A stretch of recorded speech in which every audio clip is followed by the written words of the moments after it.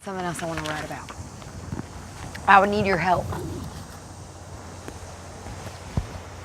I want to interview you about what it's like to work as a maid.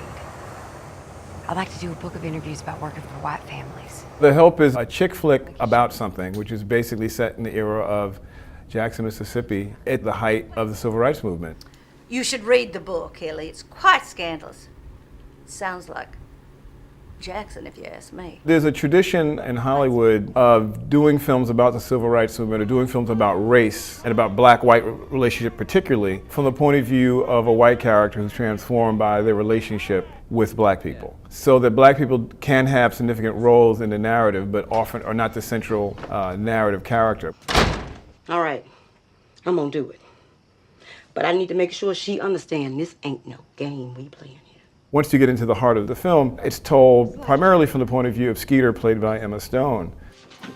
They try and have it both ways. They try and give you a sense that you're seeing the film from these other black women's points of view, though the emotional arc of the story is really built around Skeeter's development and her coming of age as a writer and as a person.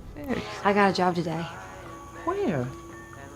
Writing for the Jackson Journal. There's a lot of calculation. On one hand, will white people watch a movie where white racism is really hit as hard as possible? I just took a trip to Alabama this year, and I visited a lot of the memorials to the Civil Rights Movement down there. And what you see is the amount of violence. You see these towns where people were lynched, where people were burnt to death, where people were castrated. The strategy of the film is to allow you to feel like you're in the middle of something that's tumultuous, but not put you in harm's way. The Help kind of buffers you from the harshness of that struggle. Will you see if Aibileen has some of that ambrosia? Is what's in the film enough for us to satisfy the story and satisfy history?